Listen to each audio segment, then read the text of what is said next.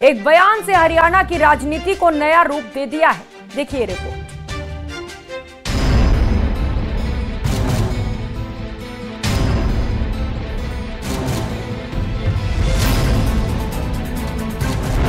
हरियाणा में चुनाव, सियासी भूचाल। कांग्रेस ज्वाइन करेंगे कन्हैया मित्तल। राम के भजन से मिली मशहूरी, अब बीजेपी से बना रहे दूरी। टिकट का खेल, अब कांग्रेस से मेल।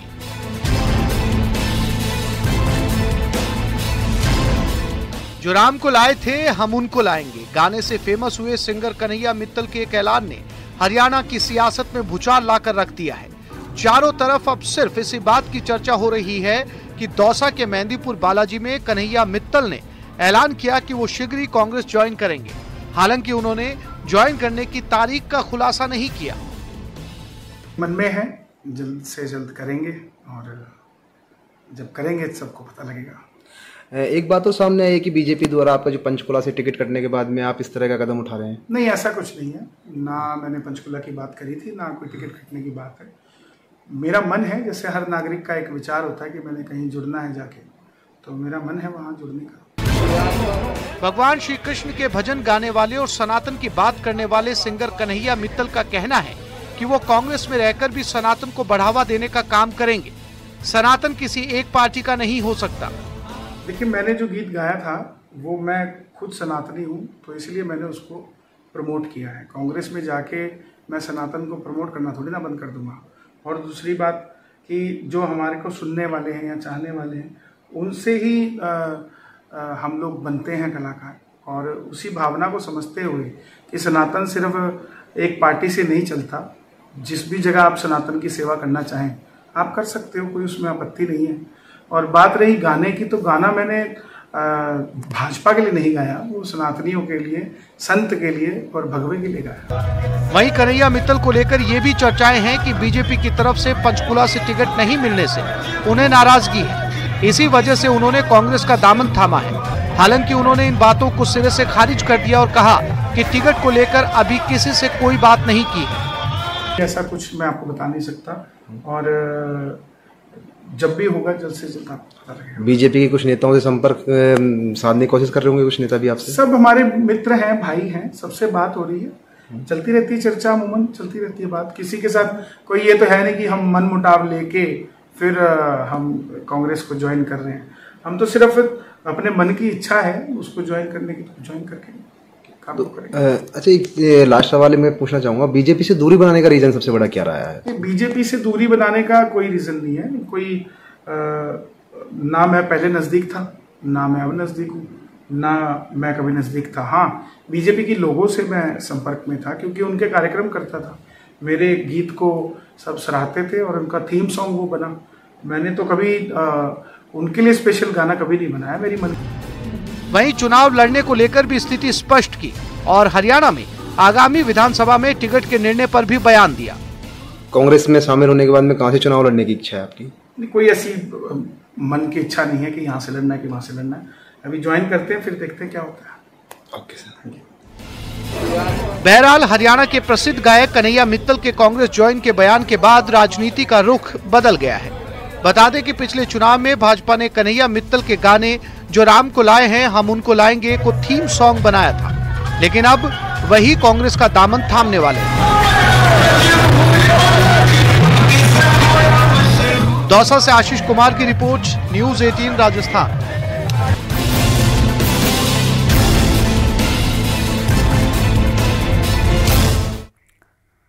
उधर बीजेपी प्रदेश अध्यक्ष मदन राठौड़ उदयपुर के दौरे पर रहे, जहां उन्होंने कन्हैया लाल हत्याकांड मामले पर बयान दिया और जमानत पर रिहा हुए जावेद को लेकर कहा कि जो पहली बार छानबीन हो जाती है वही आगे चलती है। साथ ही कहा कि जो भी इस कांड में शामिल होगा उसे सजा मिलेगी।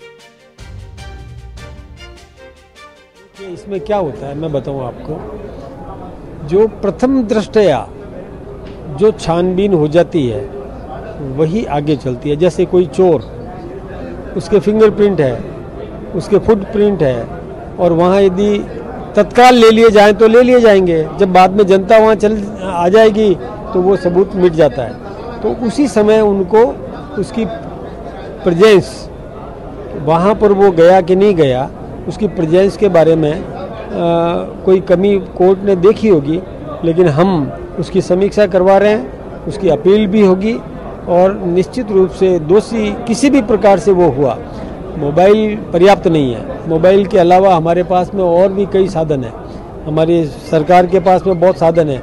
सैटेलाइट एक साधन है कि जिससे प्रत्येक स्थान का और चिन्हीकरण होता है, हम उसका उपयोग करेंगे। और यदि वहाँ पर भी वो किसी भी प्रकार से रैकी करता हुआ पाया गया, इसको रैकी बोलते हैं, निश्चित रूप से वो 120B में सम्मिलित होगा और उन्हीं धाराओं में उसको सजा मिलेगी। केंद्र से लेकर प्रदेश तक बीजेपी सरकार के मंत्री एक्शन मोड में नजर आ रहे हैं। एक और जहां केंद्रीय मंत्री गजेंद्र सिंह शेखावत ने जैसलमेर के सांकड़ा पंचायत समिति की बैठक में पीने के पानी का खेती में उपयोग होने पर नाराजगी जताई और अधिकारियों को सख्त निर्देश दिए, तो वहीं प्रदेश सरकार में कैबिनेट मंत्री जोराराम कुमावत ने सिरोही में गौशाला का अनुदान रोकने पर एडीएम को फटकार लगाई। और ये अगर एक भी केस अगर ऐसा मेरे को रिपोर्ट होता है कि जहां खेती कोई कर रहा है, it will be a responsibility of PHED, district collector.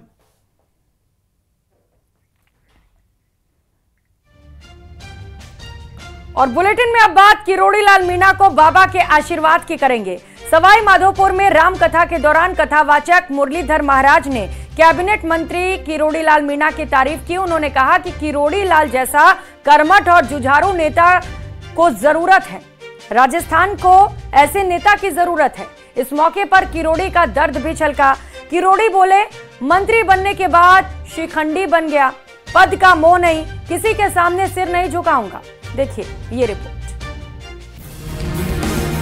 Doctor Kirori के मुरीद हुए कथावाचक मुरलीधर महाराज। आप जैसा जुझारू, कर्मठ और बेबाक आदमी का हमने नहीं देखा है। वो अपनी सरकार के लोग बोल गए लोग। मुरलीधर महाराज ने बांधे डॉक्टर किरोड़ी की तारीफों के पुल। यही आपका मैं कोई इस काम आपकी से व्यक्तित्व के कारण समझ आपकी सेवा नहीं। डॉक्टर किरोड़ी लाल मीणा की कार्यशैली और उनके विचारों का हर कोई मुरीद है, फिर चाहे सत्ता पक्ष के नेताओं की बात हो या फिर धुर विरोधी राजनीतिक दल के नेताओं की। इस बार उनकी तारीफ प्रसिद्ध कथावाचक मुरलीधर महाराज ने की। यहाँ के विधायक किरोड़ी जी है ना, वो तो कहाँ आ पाएंगे, धरणों से उनको फुर्सत नहीं है, पर गजब के नेता है महाराज। वाह, ऐसे नेता चाहिए देश को महाराज, ध्यान रखिएगा। राजस्थान को तो ऐसे चाहिए किरोड़ी लाल जी जैसे, जो उनकी बात न माने, ठोकर मारे। कथावाचक ने डॉक्टर किरोड़ी के लिए कहा कि आप समाज के लिए लड़ो और इसी तरह आगे बढ़ते रहो। उन्होंने डॉक्टर किरोड़ी लाल मीणा को आशीर्वाद देते हुए कहा कि मैं आपकी बड़ाई नहीं कर रहा हूँ, आप वाकई एक सच्चे समाज सेवी और सच्चे नेता हैं।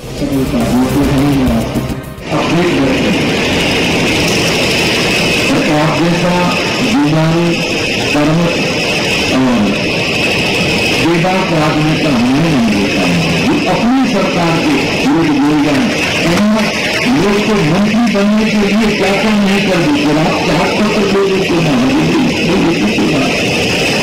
यही आपका मैं पूर्ण स्थान आपकी से व्यक्तित्व के कारण समझ आपकी सेवा। दरअसल ये बात कथावाचक महाराज मुरलीधर ने उस वक्त कही जब अपने सवाई माधोपुर के दौरे के दौरान डॉक्टर किरोड़ी शनिवार को सवाई माधोपुर के बजरिया में आयोजित हो रही महाराज मुरलीधर की राम कथा के कार्यक्रम में पहुंचे और कथावाचक का डॉक्टर किरोड़ी ने आशीर्वाद दिया। इस दौरान डॉक्टर किरोड़ी लाल मीणा जमकर थिरके और अपने हाथों में करताल लेकर बजाते नजर आए। कार्यक्रम में डॉक्टर किरोड़ी लाल ने राम कथा में मौजूद जन समूह को संबोधित किया। उन्होंने कहा कि आज के समय में राजनेता बदल गए हैं, वैसे जनता भी बदल गई है। और अभी आते ही महाराज ने कहा था कि मंत्री नहीं रहोगे तो ज्यादा बल रहेगा। अब मंत्री बनने तो मैं शिखंडी बन गया। जो करने की शक्ति थी वो भी गायब हो गई। और हठीले हमनीर जिसने अपने वचन निभाने के लिए प्राण न्यौछावर कर दिया, दुश्मन के सामने सिर नहीं झुकाया।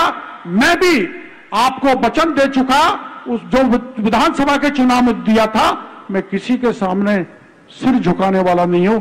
केवल सिर झुकाऊंगा तो आपके सामने, जनता जनार्दन के सामने झुकाऊंगा और आपका कल्याणकारी काम करूंगा। सत्ता के गलियारों में चर्चाओं में रहने वाले डॉक्टर किरोड़ी मंत्री पद से इस्तीफा देने के बाद से ही धार्मिक कार्यक्रमों में भी सक्रिय है, लेकिन विपक्ष लगातार उनके इस्तीफे के बाद से ही मंत्री के तौर पर कामकाज को लेकर सवाल उठा रहा है। देखना होगा कि धर्म की राह पर चल रहे किरोड़ी राजनीति में बतौर मंत्री लोगों को कितनी राहत दे पाएंगे। न्यूज़ 18 राजस्थान के लिए सवाई माधोपुर से गिरिराज शर्मा की रिपोर्ट। कोई भी पापी हो उसका नाश करके आप। और खबरों में आगे बढ़ते हुए बात महा मिशन की करेंगे। प्रदेश को हरा भरा करने के अपने मिशन में जुटा राजस्थान अब पौधारोपण के महा अभियान में तय किए गए लक्ष्य के मुताबिक 7 करोड़ पौधों से ज्यादा लगा चुका है। वन विभाग का दावा है कि महज 2 महीने के इस अहम लक्ष्य को प्रदेश सभी विभागों में मिलकर हासिल कर चुका है।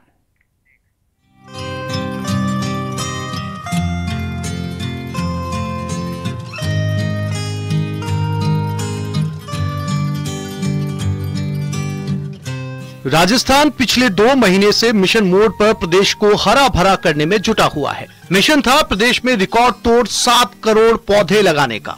वन विभाग का दावा है कि उन्होंने अपनी योजनाओं में प्रदेश के 80,000 हेक्टेयर में पौधारोपण किया है। इसके साथ ही ट्री आउटसाइड फॉरेस्ट योजना में वन विभाग ने सभी विभागों के साथ मिलकर जंगलों के बाहर करीब 3 करोड़ पौधे भी लगाए हैं। वहीं 3 करोड़ पौधे आम जनता को वन विभाग नर्सरियों में रियायती दरों पर बांटे गए हैं। हमने कहा था कि इस वर्ष हम 7 करोड़ पौधे लगाएंगे, लेकिन मैं धन्यवाद देना चाहता हूं हमारे सभी मंत्रालय और हमारे पर्यावरण मंत्री भाई संजय जी को कि उन्होंने वो लक्ष्य पूरा कर किया है। इसके लिए मैं उनको बहुत बहुत धन्यवाद देना चाहता हूं। आगे जो हमने लक्ष्य लिया है वो 5 वर्षों में 50 करोड़ पौधे लगाने का लिया है। वन विभाग लक्ष्य को हासिल करने के लिए इस बार प्रदेश की गोचर भूमियों, ओरण और चारागाह की खाली जमीनों पर भी 1 करोड़ पौधे लगाए हैं। मामले को लेकर मुख्यमंत्री भजनलाल शर्मा ने वन मंत्री संजय शर्मा को बधाई दी है, साथ ही सभी विभागों के सामंजस्य की भी तारीफ की है। वन विभाग का मकसद था कि पौधारोपण से पशुओं के लिए पर्याप्त चारा उपलब्ध हो सके। अब वन विभाग अगले 5 साल में 509 करोड़ पौधे प्रदेश भर में रोपित करने की तैयारियों में जुट गया है। अभियान की योजनाओं में 7 करोड़ पौधे लगाए गए। 3 करोड़ पौधे विभाग ने सरकारी जमीनों पर लगाए। 3 करोड़ पौधे वन नर्सरियों से लोगों को बांटे गए। 1 करोड़ पौधे ओरण गोचर भूमि पर लगाए गए। 80,000 हेक्टेयर में फैलाई गई हरियाली। 5 साल में प्रदेश में 50 करोड़ पौधे लगाने का लक्ष्य। वहां भावार्थ है कि राजस्थान सरकार के जो भी विभाग थे उन्होंने अपनी क्षमता से अधिक आपके आदेश की पालना करी है और मुझे पूरा विश्वास है कि आने वाले समय में हम सब लोग उन पौधों का संरक्षण भी करेंगे और जो आने वाली पीढ़ी हमसे एक सौगात के रूप में चाहती है उसके लिए भी हम निश्चित रूप से काम करके इस राजस्थान को स्वच्छ हवा के साथ साथ एक प्रकृति ने जो हमसे दिया ही दिया है उसको लौटाने का काम भी हम करेंगे। जिस हिसाब से राजस्थान ने प्रदेश में पौधारोपण के मामले में बड़ा और गंभीर फैसला लिया है, उम्मीद है उस हिसाब से राजस्थान में लगाए गए इन पौधों की रक्षा भी की जाएगी और अगले साल जारी होने वाली फॉरेस्ट सर्वे ऑफ इंडिया की रिपोर्ट में प्रदेश का ग्रीन कवर भी बढ़ जाएगा। अरबाज अहमद, जयपुर, न्यूज़ 18 राजस्थान।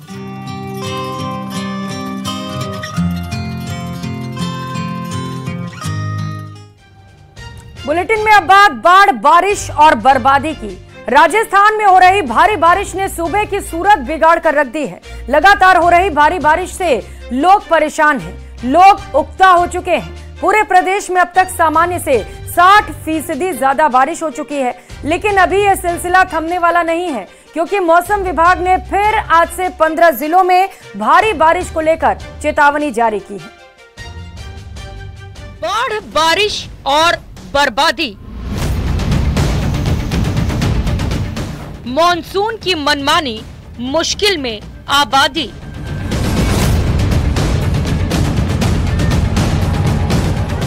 बरसात का मंजर, आफत बेहिसाब।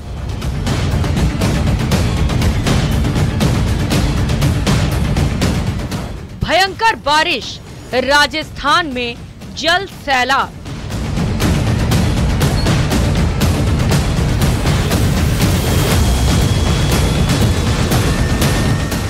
राजस्थान में इस बार हुई बारिश ने रिकॉर्ड तोड़ दिया है। लगातार एक के बाद एक एक्टिव हुए मॉनसून सिस्टम की वजह से जून से लेकर 8 सितंबर तक खूब बारिश हुई। हालात ये रहे कि बारिश का कोटा जो सितंबर के तीसरे से चौथे सप्ताह तक पूरा होता, वो 1.5 महीने पहले 17 अगस्त को ही पूरा हो चुका है। हालांकि अभी ये सिलसिला रुकने वाला नहीं है। मौसम विभाग ने रविवार से फिर 16 जिलों में भारी बारिश का अलर्ट जारी किया है।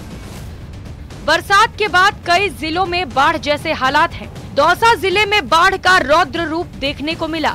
जिले के नालावास गांव में ग्रामीणों ने अपने स्तर पर ही एक कच्चा बांध तैयार किया था, लेकिन क्षेत्र में हो रही लगातार बारिश के कारण नालावास का ये कच्चा बांध टूट गया। जैसे ही बांध टूटा तो बड़ी संख्या में ग्रामीणों की भीड़ इकट्ठा हो गई। इधर इस कच्चे बांध के टूट जाने के कारण पानी वापस मोरेल नदी में चला गया। वहीं भरतपुर में बारेठा बांध में लगातार हो रही पानी की आवक के बाद बांध के 3 गेट खोल दिए गए हैं और पानी की निकासी की जा रही है, जिसकी वजह से कई गांव प्रभावित हो चुके हैं और कई से संपर्क टूट चुका है। इतना ही नहीं, पूरा बाई खेड़ा गांव में बाढ़ आ चुकी है, जहां घरों में 3 से 4 फीट तक पानी भर चुका है। लेकिन गांव के पास से होकर निकल रही नदी में लोग लापरवाही पूर्वक नहाते हुए नजर आ रहे हैं। लोग नदी में कूद कूद कर नहा रहे हैं, जहां गहरा पानी होने के कारण हादसों की भी संभावना बनी हुई है। अजमेर में हुई बारिश के बाद आना सागर झील और फाई सागर झील ओवरफ्लो हैं, जिससे क्षेत्र में बाढ़ जैसे हालात बने हुए हैं। कई इलाकों में बारिश का पानी घरों तक पहुंच गया है और लोगों को काफी नुकसान उठाना पड़ रहा है। घरों में कई दिनों से पानी भरने से लोगों के सामान खराब हो रहे हैं, वहीं उनकी मुसीबतें बढ़ती चली जा रही हैं। केकड़ी में तेज बहाव में कंटेनर ट्रक बह गया। हालांकि लोगों ने कंटेनर चालक को सुरक्षित बाहर निकाल लिया। सुबह से वाहन चालक लापरवाही से अपने वाहन निकाल रहे हैं। वहीं इसको लेकर प्रशासन भी कोई सख्त कदम नहीं उठा रहा। भीलवाड़ा जिले में युवक को सेल्फी लेना भारी पड़ गया। सेल्फी लेते वक्त युवक नाहर सागर बांध में बह गया, जिसके बाद पुलिस और प्रशासन के साथ एसडीआरएफ की टीम उसकी तलाश कर रही है। युवक अपने दोस्तों के साथ शाहपुरा से आया था। इस दौरान सेल्फी लेने के दौरान वो हादसे का शिकार हो गया। अब जरा टोंक से आई इन तस्वीरों को भी देख लीजिए, क्योंकि ये लापरवाही जानलेवा साबित हो सकती है। टोंक बनेठा मार्ग पर नाला उफान पर है, जिसमें जान की परवाह किए बगैर लोग नाला पार कर रहे हैं। इतना ही नहीं, बुजुर्ग को भी नाला पार करवा रहे हैं। उफनते नाले के बीच से गाड़ियां गुजर रही हैं। वहीं धौलपुर में भी बड़ा हादसा हुआ, जहां ऋषि पंचमी पर नदी में नहाने गई 4 लड़कियां डूब गईं और डूबने से उनकी मौत हो गई, जिसके बाद गांव में हड़कंप मचा हुआ है। राजस्थान में इस साल बारिश कहर बनकर बरसी है, जिसके अलग अलग जिलों में साइड इफेक्ट्स भी देखने को मिल रहे हैं। राजधानी जयपुर से लेकर अजमेर जिला तक जलमग्न है। वहीं भारी बारिश की चेतावनी से हालात और बिगड़ सकता है। Bureau report, news 18।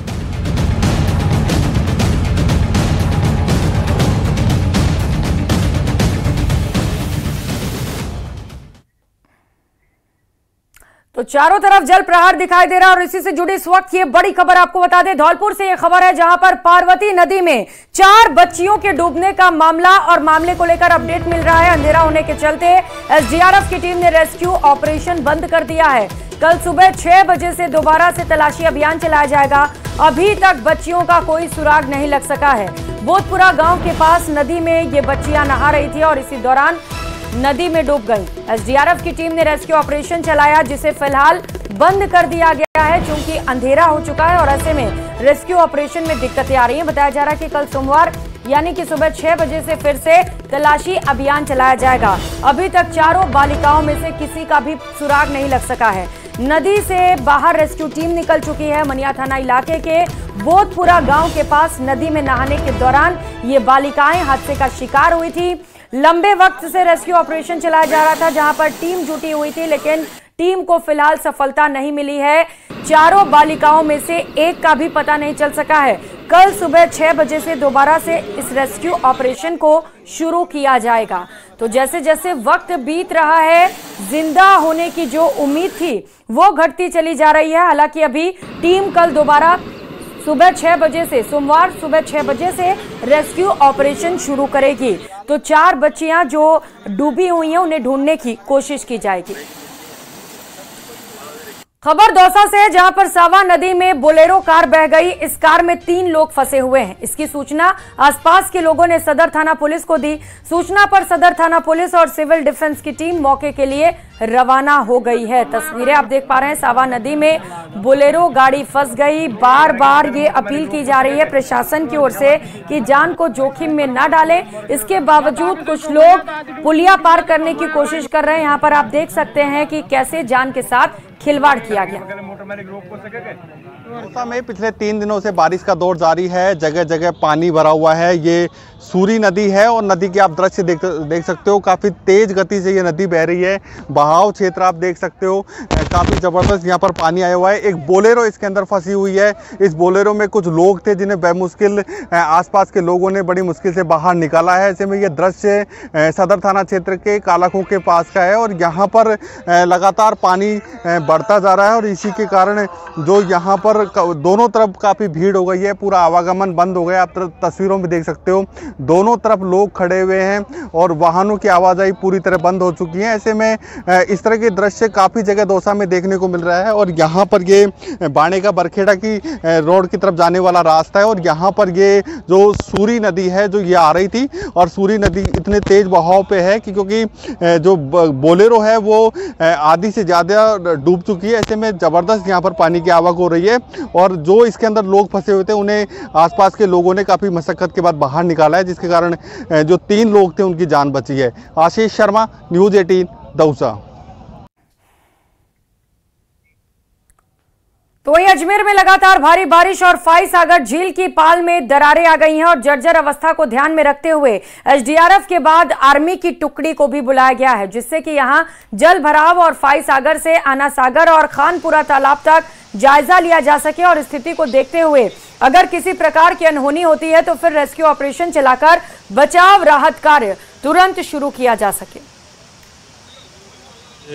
कल से इशू चल रहा है, आपको ध्यान है, फाई सागर की पाल में कोई प्रॉब्लम है ऐसा बताया जा रहा है। कल रात को भी मैंने आके मौका देखा है पूरी टीम के साथ। अभी आर्मी का विजिट तो इस संदर्भ में है कि मान लिया इन केस कोई बात होती है, व्यक्तियों को बचाना है या स्ट्रक्चर को बचाना है, तो वो किस जगह है, कैसे वहाँ पहुँचना है, ये इनका ध्येय है। अभी तो ये इन्होंने एक तो रास्ता देखा है, लोकेशन देख ली है। अब इनके दिमाग में प्लान आएगा भी किस प्रकार से ऐसी कोई संभावित घटना है तो उसको कैसे रोकेंगे।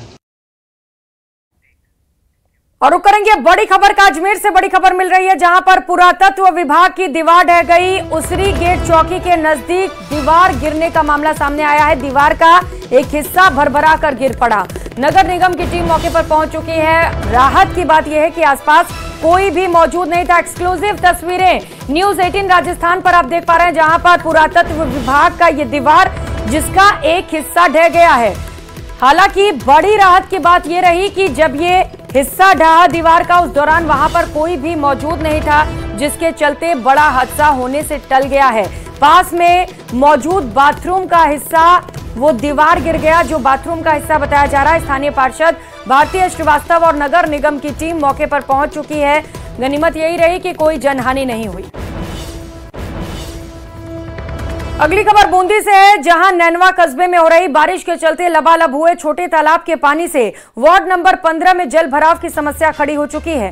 जल भराव की वजह से यहां के लोगों को भारी दिक्कतों का सामना करना पड़ रहा है। छोटे तालाब से निकलकर पानी गली मोहल्लों, स्कूलों और लोगों के घरों तक घुस जाने से लोग परेशान हैं। पानी की प्रशासन द्वारा निकासी नहीं किए जाने से उक्त पानी में मच्छर भी पैदा हो रहे हैं, जिसकी वजह से लोगों को मौसमी बीमारियों का शिकार भी होना पड़ रहा है। 15 के अंदर जो भारी बारिश आ जाने के कारण वार्ड के निचले जो हिस्सा है, ये जिसको हम दोड़ाई बोलते हैं, सुभाष कॉलोनी, इसमें कई मकानों में पानी चला गया है और कई मकान वाले तो घर छोड़कर बाहर, घर से बेघर हो गए, मतलब बाहर चले गए। और ये जिनके मकान नहीं है वो अभी इस वक्त यहीं पर रह रहे हैं। इनकी हालत बहुत गंभीर है और प्रशासन को इस चीज़ पर थोड़ा स्पेशल ही ध्यान देना चाहिए कि इनकी या तो उस पानी की निकासी करवाए या फिर इनके लिए व्यवस्था की जाए। निकालने की पूरी संभावना है हमारी और पूरी प्रयास है। जहाँ तक यहाँ का है मेन रोड का, इसका पहले प्राथमिकता से निस्तारण किया जा रहा है। बाकी सभी जगह भी हमने देख रहे हैं, निरीक्षण कर रहा हूँ। बाकी जहाँ जहाँ भी ऐसी स्थिति है तुरंत क्या है कि बैरिकेडिंग लगवा दी, जाली लगवा दी है ताकि कोई अनहोनी घटना नहीं हो। ये अंदर का मामला है, परिसर के बाहर का नहीं है, अंदर का मामला है। वहाँ पे हमने क्या है कि बैरिकेड। बूंदी जिले के सबसे बड़े बांध गुड़ा बांध से छोड़े जा रहे पानी के चलते मेच नदी उफान पर है, जिसके चलते प्रशासन ने नदी नालों से दूर रहने की एडवाइजरी जारी कर रखी है। लेकिन खटकड़ नदी पुलिया पर बड़ी लापरवाही सामने आई। रोडवेज बस के चालक ने लापरवाही बरतते हुए पुलिया पर तकरीबन 1 से 1.5 फीट पानी की चादर चलने के बावजूद बस को निकालने की कोशिश की। बस को निकालकर दूसरी तरफ ले गया। गनीमत रही कि कोई हादसा नहीं हुआ, लेकिन बस में सवार 25 से 30 यात्रियों की जान सासत में आ गई। घटना का वीडियो सोशल मीडिया पर वायरल हो रहा है। आपको बता दें कि पुलिया पर रायथल पुलिस का जब्ता भी लगाया गया था, लेकिन मौके पर नदारद मिला।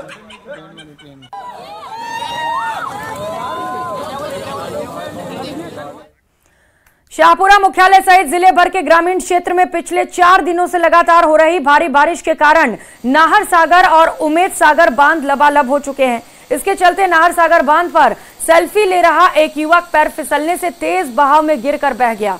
घटना की जानकारी मिलने के बाद पुलिस और जिला प्रशासन की टीम मौके पर पहुंची। मामले की गंभीरता को देखते हुए एसडीआरएफ की टीम को भी मौके पर बुलाया गया और कई घंटे की भारी मशक्कत के बाद एसडीआरएफ की टीम मदद करते हुए युवक के शव को रेस्क्यू कर अस्पताल स्थित मोर्चरी में पहुंचवाती नजर आई।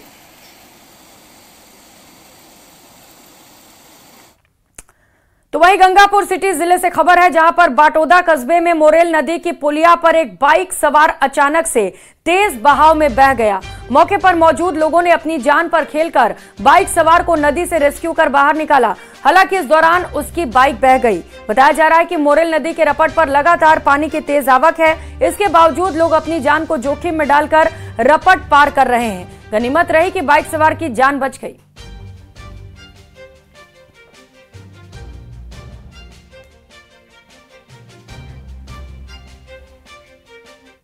तो वहीं रामगंज मंडी की लाइफलाइन कहे जाने वाले तांकली बांध प्रोजेक्ट लंबे समय से इंतजार के बाद शुरू हो गया।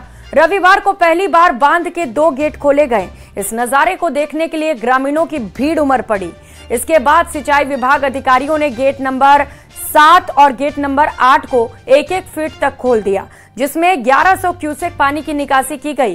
तांकली बांध परियोजना में बांध में कुल 13 गेट हैं, जिसमें इमरजेंसी के लिए अलग से बड़ा गेट लगा हुआ है। इस दौरान सिंचाई विभाग के एक्सीएन एईएन वहां पर मौजूद रहे।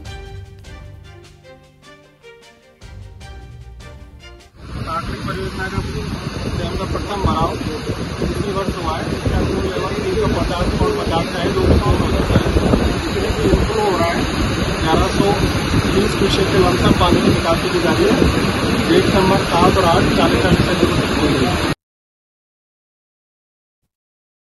एक छोटे से ब्रेक के लिए। ब्रेक के बाद दिखाएंगे 5 मिनट में 50 जिलों की खबरें।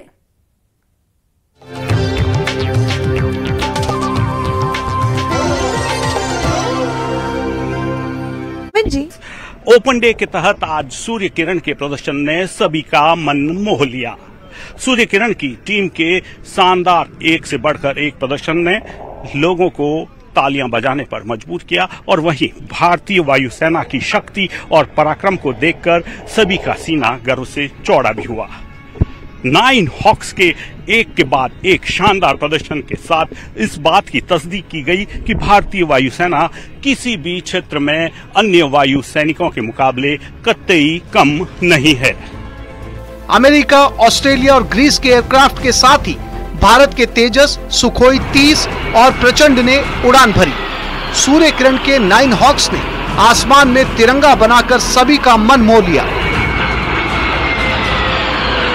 एक्साइज तरंग शक्ति में पिछले 2 हफ्तों से हम जोधपुर में दुनिया भर से आए हुए एयरफोर्सेस के साथ एयर कॉम्बैट एक्सरसाइजेस में पार्ट ले रहे हैं।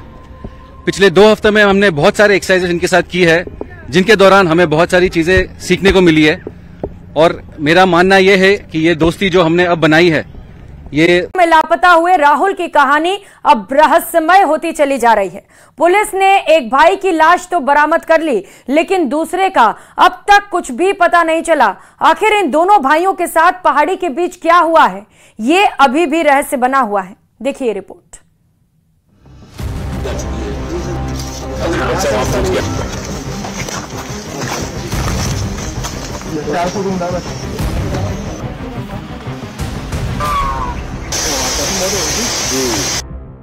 आठ दिन 300 की टीम रहस्य जस का तस।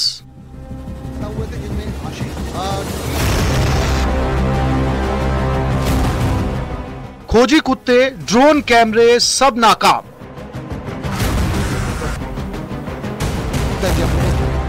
लापता राहुल की अबूझ पहेली बरकरार।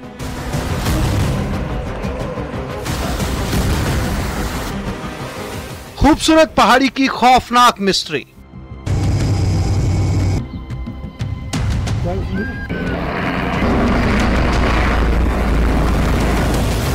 जयपुर के नाहरगढ़ की पहाड़ियां अपनी कुदरती खूबसूरती के लिए जितनी मशहूर है, उतनी ही ट्रैकिंग और टूरिज्म के लिए भी। लेकिन इन्हीं नाहरगढ़ की पहाड़ियों में एक भाई की मौत और दूसरे भाई की गुमशुदगी एक ऐसी अबूझ पहेली बन चुकी है कि जयपुर पुलिस से लेकर सिविल डिफेंस, एसडीआरएफ, एनडीआरएफ और दूसरी तमाम महकमों की टीमें पिछले 8 दिनों से दिन रात एक कर देने के बावजूद इसे सुलझा नहीं पा रही। यहाँ के घने जंगलों में गुम हुए 2 में से एक भाई की लाश मिल चुकी है, लेकिन दूसरे का अभी तक पता नहीं। यहाँ सवाल ये है कि इन 2 भाइयों के साथ इन घने जंगलों में आखिर ऐसा क्या हुआ जो एक खौफनाक मिस्ट्री बन गई। अब सारी कोशिश जंगलों में गुम हो चुके दूसरे भाई को ढूंढ निकालने और इस मिस्ट्री को सुलझाने की है। ये लोग यहाँ पे जो नाहरगढ़ फोर्ट के अंदर जो जाते हैं, रास्ते के अंदर ये लोग, वहाँ पे इनका एक पुराना साथी था यादवेंद्र, उससे ये मिले थे और मिलने के बाद में अपने मोबाइल नंबर थे उनका आदान प्रदान किया था। और उसके थोड़ी ही देर बाद लगभग 11:30 बजे के आसपास इनसे बात हुई, तो उन्होंने कहा हम इधर जंगल के अंदर आए थे लेकिन वो रास्ता खो गए हैं। उसके बाद में थोड़ी मतलब 12:01 तक जो राहुल है उनसे उनसे बात हुई है और बाद में लास्ट 1:27 पे जो आशीष है उनकी बात अपनी माता जी से हुई है। उसके बाद में कोई बातचीत होना हमारी जो अनुसंधान है उसमें नहीं आया। जैसे जैसे दिन बीतते गया, सर्च ऑपरेशन में टीमें और जंगल का दायरा भी बढ़ता गया। डॉग स्क्वाड से लेकर हेलीकॉप्टर तक का इस्तेमाल सर्च ऑपरेशन में किया गया, लेकिन राहुल का कोई अता पता नहीं। जानकारों की माने तो ये जयपुर में अब तक का पहला और सबसे बड़ा सर्च ऑपरेशन है, जिसमें नाहरगढ़ पहाड़ी से रहस्यमय ढंग से गायब हुए राहुल की खोज में 300 से ज्यादा लोग जुटे हैं। उधर आशीष की मौत भी अपने आप में एक मिस्ट्री है। सवाल यह है कि आखिर जंगल में गुम आशीष के साथ ऐसा क्या हुआ कि 24 घंटे गुजरते गुजरते उसकी लाश मिल गई। क्या उसका कत्ल किया गया या फिर ऊंचाई से गिरने की वजह से उसकी मौत हुई? पुलिस ने आशीष की लाश का पोस्टमार्टम तो करवा लिया। शुरुआती रिपोर्ट इस सवाल पर भी खामोश है, क्योंकि रिपोर्ट में मौत की वजह सिर में चोट लगने को बताया गया है, लेकिन ये चोट लगी कैसे, ये फिलहाल साफ नहीं है। वहीं जयपुर पुलिस ने राहुल की तलाश में कोई कमी नहीं छोड़ी। सर्च के लिए दिल्ली से एक्सपर्ट की टीम की ओर 3D slam DLR intercity mapping तकनीक का इस्तेमाल किया जा रहा है। इस रिकॉर्डिंग से थर्मल इमेजिंग से एनालिसिस किया जा रहा है ताकि पता चले कि पहाड़ी में खाई में क्या है। पहली बार इस तकनीक का सहारा राहुल को तलाशने में लिया गया। वहीं भीलवाड़ा से बुलाई गई माइनिंग रेस्क्यू टीम के एक्सपर्ट्स पहाड़ी की खाई में उतरकर सर्च करवा रहे हैं। इस टीम की ओर से 3 बोर होल कैमरों को वायरिंग के जरिए 400 मीटर नीचे तक घाटी में उतारा गया, लेकिन पेड़ ज्यादा होने से तकनीक कारगर नहीं रही। बाकी हम लोगों ने मोटा पिछले 4-5 दिन के अंदर जो सारे स्थान है इसको पार्क के ज्यादातर हम लोगों ने उनको सर्च कर लिया। कई जगह 3-3, 4-4 बार भी सर्च किया। बहरहाल राहुल की तलाश और आशीष की मौत से पर्दा उठाने के लिए जयपुर पुलिस ने पूरी ताकत झोंक दी है, लेकिन सुराग हाथ नहीं लगा। ये जरूर है कि एक बार राहुल के मिलते ही पुलिस पूरी घटना से पर्दा उठा देगी। 8 दिन बाद सवाल यही है कि आखिर राहुल कहां है? क्या वो जिंदा और सुरक्षित है या फिर पहाड़ी पर ही उसकी खोज में अभी और कोशिशें करना बाकी है? बाद में चरण मंदिर जाते हैं, दशहरिया में रहता है, तो संभवतः कुछ ऐसी लगता है कुछ। जयपुर से न्यूज़ 18 के लिए विष्णु शर्मा की रिपोर्ट। जयपुर में सर्च ऑपरेशन हुआ जिसमें 2 भाइयों की तलाश